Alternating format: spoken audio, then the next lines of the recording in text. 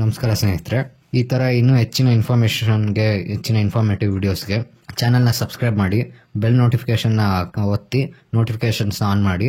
So ಈ ರೀತಿ ಮುಂದೆ ಬರೋ ಇನ್ಫಾರ್ಮೇಟಿವ್ ವಿಡಿಯೋಸ್ಗೆ ಇನ್ಫಾರ್ಮೇಶನ್ ನಿಮಗೆ ರೀಚ್ ಆಗ್ತಾನೆ ಇರುತ್ತೆ, ನಿಮಗೆ ತಲುಪ್ತಾನೆ ಇರುತ್ತೆ. ಸಹಕಾರ ನಮಗೆ ತುಂಬಾ ಅಗತ್ಯ. ದಯವಿಟ್ಟು ಎಲ್ಲರೂ ಸಬ್ಸ್ಕ್ರೈಬ್ ಮಾಡಿ. ನಮಸ್ಕಾರ ಸ್ನೇಹಿತರೆ, ಈಗಲೇ ಸ್ವಾಗತ. ಇವತ್ತಿನ ನಮ್ಮ ವಿಡಿಯೋ ಟಾಪಿಕ್ ಬಂದು ಒಂದು ಲಿಂಕ್ ರೋಡ್ ಯಾವ ಸೈಡ್ ಅಂದ್ರೆ ಬೆಂಗಳೂರು ಈಸ್ಟ್.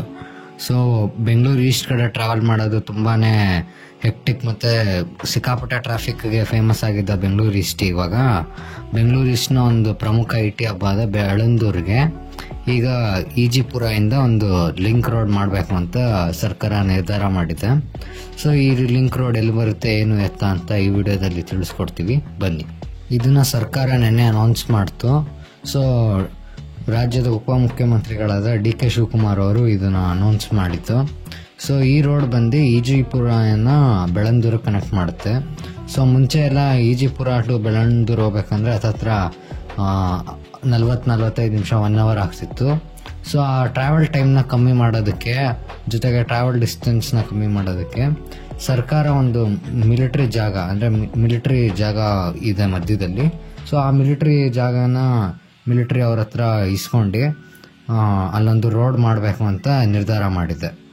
ಸೊ ಈ ಯೋಜನೆ ಸಕ್ಸಸ್ಫುಲ್ ಆಗೋದಕ್ಕೆ ಒಂದಷ್ಟು ಮಿಲಿಟರಿ ಅಫಿಷಿಯಲ್ಸು, ಅದಾದ ನಂತರ ಡಿಫೆನ್ಸ್ ಮಿನಿಸ್ಟರ್ ಆದ ರಾಜನಾಥ್ ಸಿಂಗ್ ಅವರ ಅಪ್ರೂವಲ್ಲು, ಜೊತೆಗೆ ಡಿಫೆನ್ಸ್ ಮಿನಿಸ್ಟ್ರಿಯಿಂದ ಅಪ್ರೂವಲ್ ಎಲ್ಲ ಇಸ್ಕೊಬೇಕಿತ್ತು.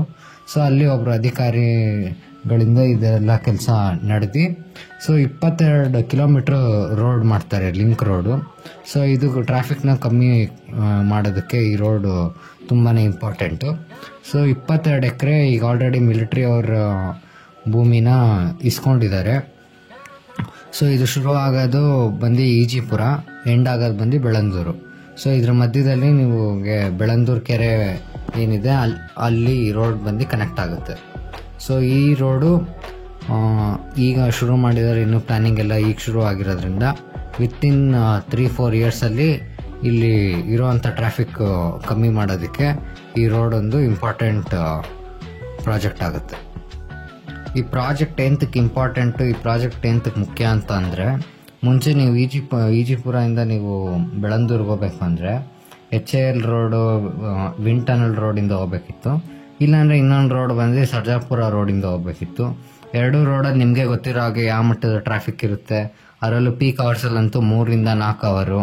ಸೊ ಇಲ್ಲಿ ಎಷ್ಟೊಂದು IT ಹಬ್ ಇರೋದ್ರಿಂದ ಇಲ್ಲಿ IT ಎಂಪ್ಲಾಯೀಸ್ ಆಗಲಿ ಅಥವಾ ಕ್ಯಾಬ್ ಡ್ರೈವರ್ಗಳಾಗಲಿ ಯಾವ ಮಟ್ಟದ ಕಷ್ಟ ಆಗುತ್ತೆ ಇಲ್ಲಿಂದ ಇಲ್ಲಿ ಒಂದು ಪಾಯಿಂಟಿಂದ ಇನ್ನೊಂದು ಪಾಯಿಂಟ್ ಕಮ್ಯೂಟ್ ಮಾಡೋದು ನಿಮಗೆ ಎಲ್ರಿಗೂ ಗೊತ್ತು.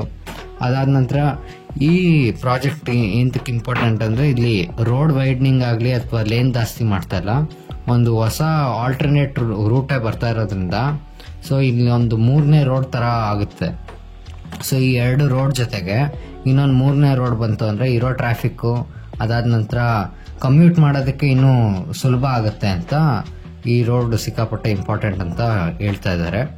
ಸೊ ಈ ರೋಡ್ ಬಂದು ನಿಮಗೆ ಮುಂಚೆನೇ ಹೇಳಿದಾಗ ಮಿಲಿಟ್ರಿ ಜಾಗ ಇರೋದ್ರಿಂದ ಸೊ ಆ ಕಡೆ ಈ ಕಡೆ ಕಾಂಪೌಂಡ್ ಎಲ್ಲ ಹಾಕಿ, ಸೊ ಮಿಲಿಟರಿ ಜಾಗದಲ್ಲಿ ರೆಸ್ಟ್ರಿಕ್ಷನ್ಸ್ ಇರುತ್ತೆ. ಸೊ ಒಂದು 4 ಲೇನ್ ರೋಡ್ ಮಾಡಿ, ಸೊ ಆ ಕಡೆ ಈ ಕಡೆ ಎಲ್ಲ ಕಾಂಪೌಂಡ್ ಹಾಕಿ ಮಾಡ್ಬೋದು. ಸೊ ಇದು ಈ ಪ್ರಾಜೆಕ್ಟ್ನ ಡೀಟೇಲ್ಸ್. ಮುಂದಿನ ವಿಡಿಯೋದಲ್ಲಿ ಸಿಗೋಣ. ಇದೇ ರೀತಿಯಾದ ಇನ್ಫಾರ್ಮೇಟಿವ್ ವಿಡಿಯೋಸ್ಗೆ ನಮ್ಮ ಚಾನಲ್ನ ಸಬ್ಸ್ಕ್ರೈಬ್ ಮಾಡಿ, ಲೈಕ್ ಮಾಡಿ, ಶೇರ್ ಮಾಡಿ, ಬೆಲ್ ಬಟನ್ನ ಕ್ಲಿಕ್ ಮಾಡಿ, ನೋಟಿಫಿಕೇಷನ್ಸ್ನ ಆನ್ ಮಾಡಿ. ಮುಂದಿನ ವಿಡಿಯೋದಲ್ಲಿ ಸಿಗೋಣ. ನಮಸ್ಕಾರ.